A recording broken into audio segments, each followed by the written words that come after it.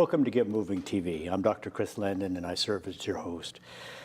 Ventura Adult Continuing Education is a remarkable place. You drive by it every day on the freeway. You look at that little red sign showing, gosh, 93, 96, 99% of our graduates have jobs now. What happens inside here, as part of what you see, is the training that they get in terms of TV studio, but they're also getting the ability to put together brochures, getting ready for that digital world out there. All the Facebooking and social media in the world, it's just part of what we are now. With me today is Steve Thompson, who's assistant principal here. And I really wanted to get across the gigantic impact. It seems like this is just one place, but it impacts all of Ventura County.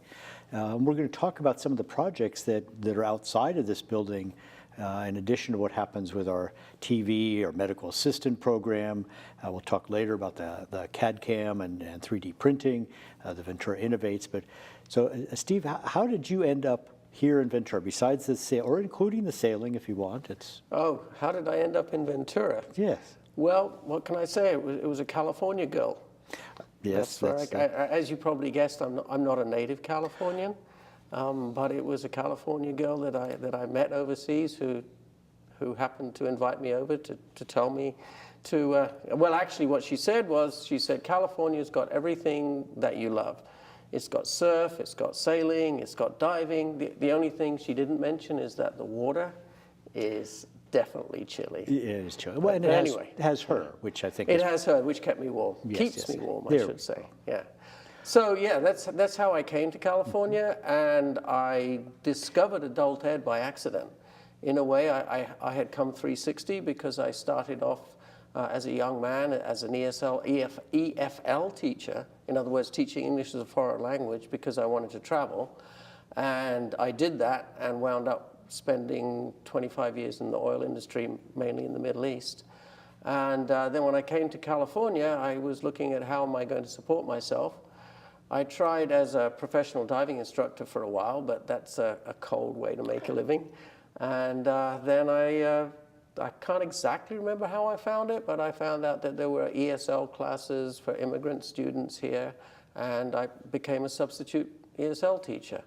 And the rest is history. I've been here now with VACE approximately 14, 15 years. It doesn't seem that long, but people keep reminding me it must be. I go back to the age of my daughter to try and figure out how long I've been in California when people ask me. So yeah, 15 years I've been here. And you're right. VACE serves the whole of Ventura County in one way or another. We're actually part of a consortium of adult education schools so that we don't duplicate effort and so the areas don't get missed out. But for the services that we offer, students come to us from all over Ventura County and, in fact, from Santa Barbara County as well. I have to say that. So, I may have misspoke earlier. So is it community education or continuing education? Well, okay, there's two things, adult education and continuing education. Mm-hmm. So adult education basically covers everything that we need to pursue if we never finished our high school diploma, high school career. And continuing education is those who are continuing K-12, but also those who come back to from the workforce to continue education in one form or another.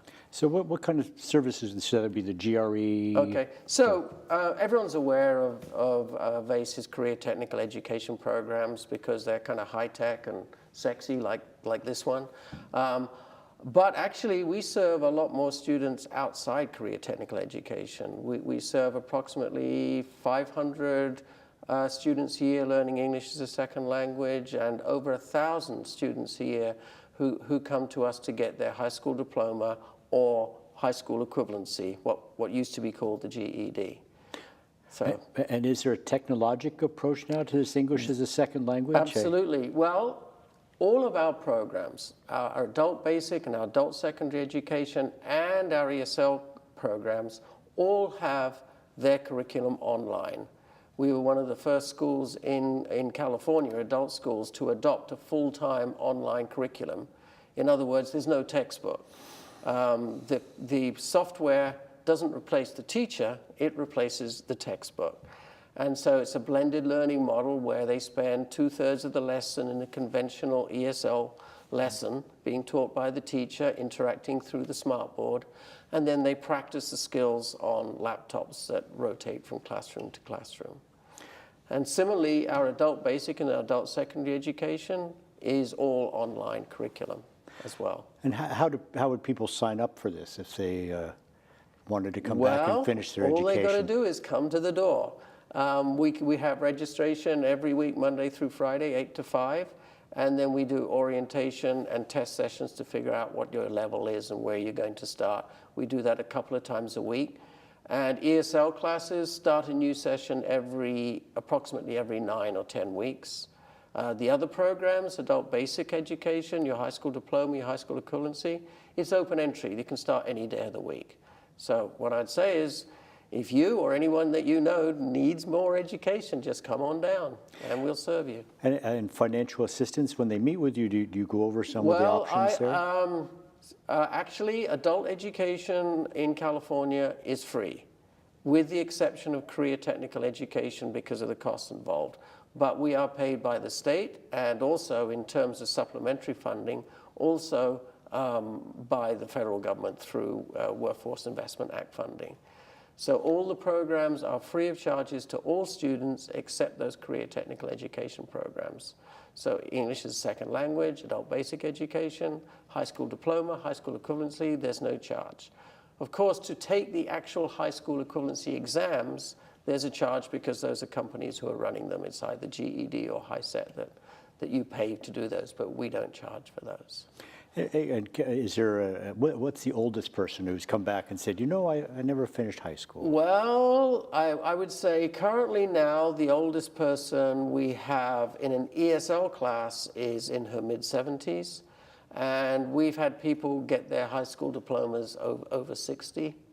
And we have a couple right now working towards their high school equivalency. For some of them, it's not something that they need, it's something that they want. You know, it's something that never got finished. Plus, they enjoy the atmosphere, and for a lot of them, we get students who, I think they're students as much for social reasons as anything else, which is understandable. But our idea is that we are going to help them reach their goals. So we want to try and make people understand in our adult basic and adult secondary and ESL programs that this is the beginning. And we start to get them thinking, well, you're learning English, you're getting your high school diploma, why are you doing it? What are you doing it for? And often, the reason why they're doing it turns out to be so that they can come over here and do career technical education and then find that job that they're looking for. Or go straight to college, of course. So. Well, how about, and then outside of these walls? Yes, we run programs outside of these walls. We run ESL classes in a number of elementary schools in Ventura Unified School District and also outside Ventura School District. We also run programs for older adults at Ventura County Area Association of Aging and Ventura County Adult Center on the Avenue. Those are a program that your friend Suze Montgomery is very proud of. It's called Encore. The encore being that they're coming back again into the workforce. So basically the brief of adult education these days is get people employed. And so that's basically our mandate, is to help people become more employable. And in that way, we're serving older adults to do that. But I guess the jewel in the crown of our off-site programs, the one that people know us best for, I suppose, is our Todd Road Jail program. We have a partnership with the Sheriff's Department of Ventura County out at Todd Road to provide education and training in an effort to reduce recidivism. So we have the same sort of classes out there we have here. We have English as a second language, high school equivalency. We have a career technical education program over there. We have a food service and hospitality program that trains people how to become cooks, line cooks, and so forth. We also have specific classes out there that are designed to address the issues that inmates face and the issues that got them there in the first place. Things like anger management, substance abuse, and in particular a program called RAP, Reentry Action Planning, which is sort of a cognitive restructuring exercise. It sounds a bit Orwellian, but really the idea is to get them to examine their decisions and how those decisions might not match up to their values in life, and hopefully they will make better decisions in the future. Again, that program is high tech. We were the first program, as far as we know, definitely in California, I don't know about further afield, to offer online curriculum in a correctional facility. We offer Burlington English, which is a very sophisticated online curriculum for our English as a second language students. And we also offer a high school equivalency. We run another program out there. Both of these are online. This is sort of the holy grail for the educational software vendors, because they see a huge population market there. But it's a hard market to get into because, of course, people working in corrections tend to be a little concerned about inmates having access to the internet.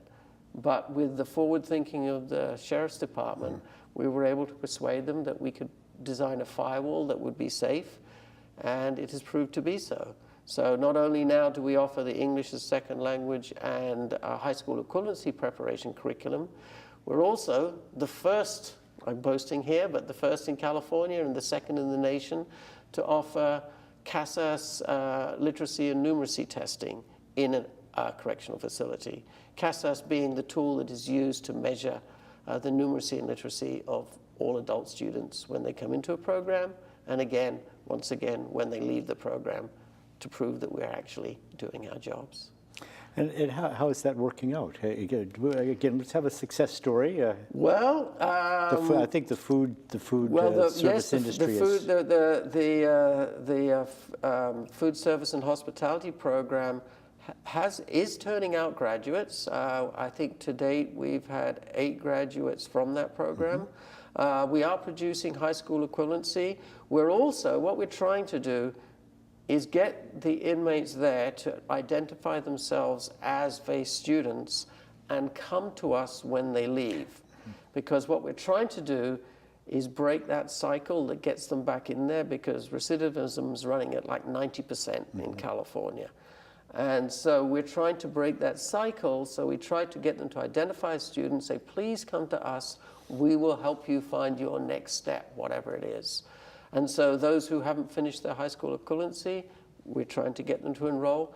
And I have to admit, it's a struggle. It's very hard for them to break that cycle. At first, we weren't getting any coming. Now they're starting to come. The thing now is to get them to stay until they graduate and hopefully get jobs. But we are starting to see our successes. So it's early days yet, and we look forward to be able to prove definitively that we are dropping the recidivism rate over time, but it's going to be a long process. Well, and then here, so do you interact with the Office of Economic Development? How do you go about the job creation? Here in Ventura County, we do want people working, want a thriving economy, and we're working down in Cameroon. We'll talk about this later with an innovation center. You mean how do we VACE? So what is it that VACE interacts with? Not necessarily that it's here, but who are you interfacing with? So we talked a little about SUS. Right.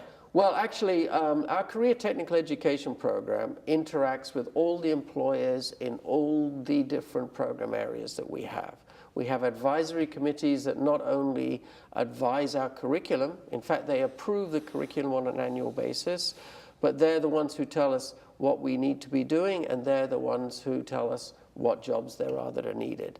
One of the advantages of adult education over our colleagues in the community colleges is that we are flexible. We can change courses, we can change programs very quickly. And also, we have a fast turnaround. Our students come in here and they can be out of here within a year and in a job. So we serve the population of Ventura County, and we can serve it as that population's needs change. And that's what we are trying to do.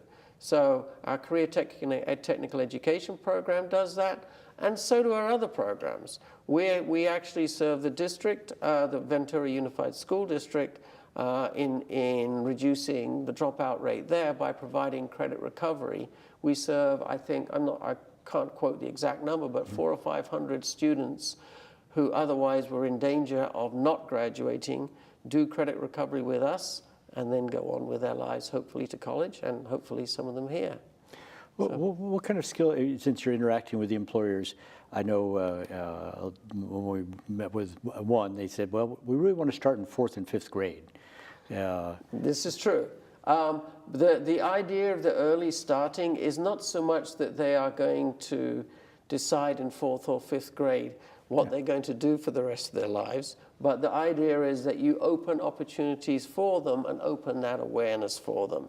And so that as they go up, they are starting to think at an earlier age about what they might want to be doing.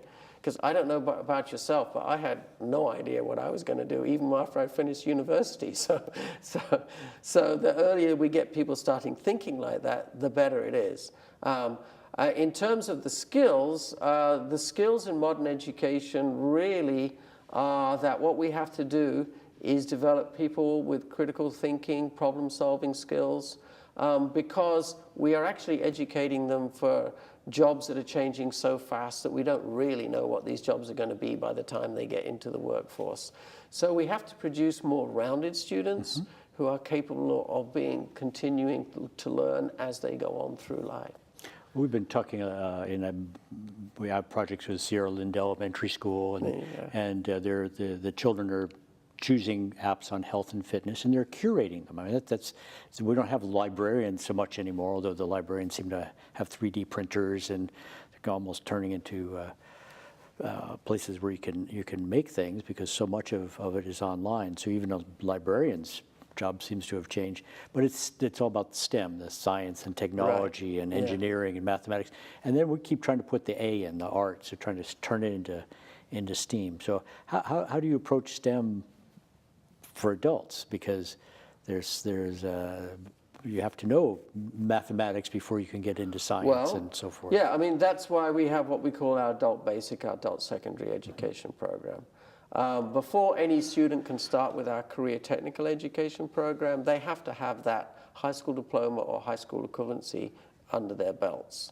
And the educational standards of California now are such that we are adopting college and career readiness standards that do provide them with those skills. And over there in our high school diploma and high school equivalency program, we are teaching them, not only are they getting those credits that they need, but they are hopefully acquiring those skills that they need as well, especially in high school equivalency because it's a very competency-based exam as opposed to garnering credits. So we know when they come out of there, yes, they can do math, yes, they can do a certain level of algebra and so forth, and yes, they will be able to apply those skills. And that's really what it is teaching people skills that they are going to be able to apply in ways that we can't imagine right now. And what do you see in the future? Do you see virtual reality training? What's coming up over the hill? I hope not, because we need those teachers. I know, but I see that we have the online curriculum. I think the online curriculum is going to become more and more sophisticated. I see that people will be doing a lot more learning outside the classroom. Not to say that there's not a role for a teacher, but there's a lot of learning that you can do outside the classroom. Then you come to the classroom, to your teachers, to your colleagues, and that's where you learn to apply it. And that's the way we would like to go. For example, with our English as a Second Language program, in an ideal world, none of them would be using computers to practice during the lesson, because they could all be doing that at home if they all had internet access. And the teacher would devote all their time to doing those direct instruction lessons and the interaction between the students and the adults, and the teachers rather. And then they could go home and do all that practice. We're not quite there yet. A, because not everybody has internet access, and B, because not every student has that kind of discipline, frankly. And it's the same with our adult secondary education program. Ours is primarily seat-based, but we encourage the students as much as possible to study on their own. We now have what we call a Google Classroom, where the students log into the classroom, and within that classroom they are accessing on different online possibilities, curriculum offerings that the teacher has basically placed inside the Google Classroom, and it enables us to track what they're doing when they're in that Google Classroom. So that in itself means, well, why would the students have to be at the school at all? And of course they don't for that, but they do in order to interact with each other and to interact with their teachers. Yeah, I think that's the key. There's a human for that. When we've done research and just done Bluetooth and, gee, I can tell you're not taking your medication, once I get a human in there helping you through that cognitive behavioral therapy they need to change whatever's going on to adhere to medication, there's still a human for that in there somewhere. Oh, there's always going to be a human there somewhere. Well, Steve, thank you so much for your dedication. You're welcome. I thank you for the opportunity. 14 years here and the advantage that we have. So, Ventura, we're going to talk a little bit about innovation, but it's time for you to get moving to VACE, and hopefully not through Todd Road Jail, but if you're there, come on out. It's time to get to work.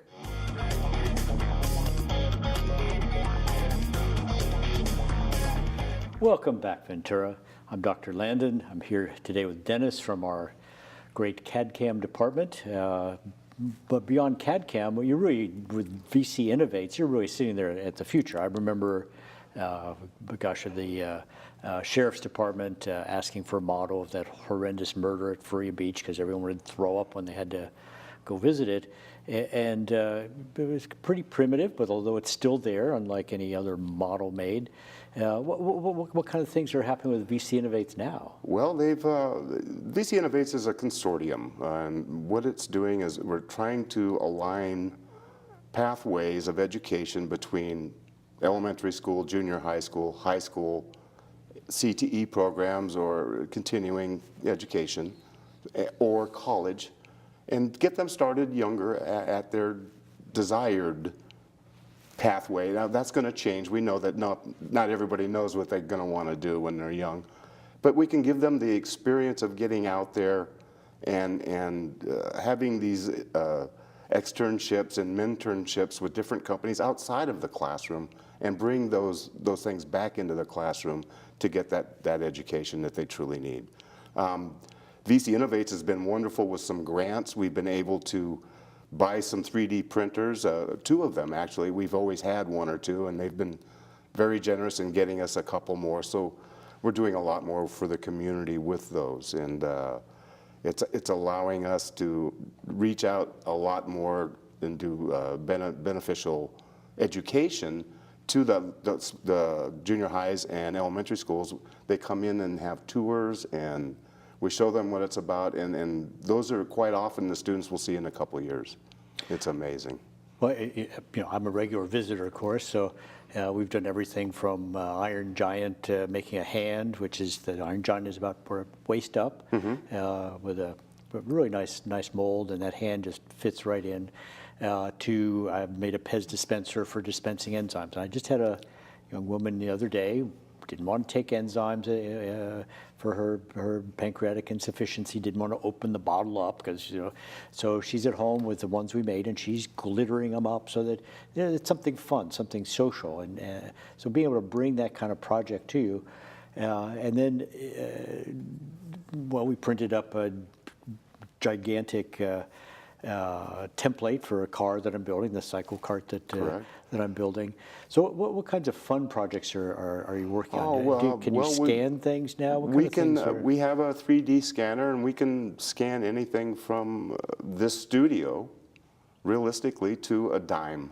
It doesn't matter about the size. And what that does is puts a digital mesh or 3D map on a computer that we can apply materials to, or colors, or whatever we want to print that off and have it in a 3D model. It goes to many different areas. When you can scan something, you can actually take a person's physical deformities or whatever and help make a device or a prosthetic that would fit them only, a custom device. And that isn't possible in a normal world. We're trying to make an off-the-shelf device maybe fit somebody that's a little peculiar, and it's very painful for them. So we can fix that too. It's endless. Basically, what 3D printing and scanning allows us to do is whatever your imagination will allow you to do. What are you talking about? You did a Mount Rushmore of the Teachers' heads, crazy little fun items that help keeps the students' energy flowing. And something that's fun is a little better than something that isn't fun, so we try to push them in that area. But what they're doing is, VACE Innovates is allowing many people to get an idea and not maybe one pathway, but many pathways to a multiple-sided career or careers. It's all up to them. And I think that the partnership is really working. It's been a little slow, but it's hard to get curriculums from colleges and high schools together on the same page and everybody happy with it. So, you know. Well, we talk a lot about an arc. Steve and I were talking about that, just the arc of someone's career and how things change. And so really you give them the ability to bend that arc into something else. Well, engineering and manufacturing is consistently changing. It's no way what it was 10 years ago, and it's not going to be what it is in 10 years from today. So are you able to print some new kinds of materials with these new 3D Yes, printers? the new printers are allowing us to print many different kinds of materials, and not just an ABS polyplastic, but it allows us a PLA, which are thermodynamic properties in several of these. So we can print they have a new material that's like a rubber, so there's a soft rubber bouncy material on top of something to keep it from breaking perhaps when it falls. And these materials include metal, it includes wood, and believe it or not, they are starting to print skin and organs with 3D printers out of stem cells. So in the next 5 years, you're going to see some pretty exciting things. Well, Dennis, thank you so much. Ventura, you've heard a lot about what continuing and community education is all about. You really need to come by, take a tour, think about some goal that you have. Take a look at what the future is, because Ventura, VC really does innovate here, and that includes agricultural tech, medical tech, as well as all the engineering and everything else that happens here. So Ventura, really, it's time for you to get moving.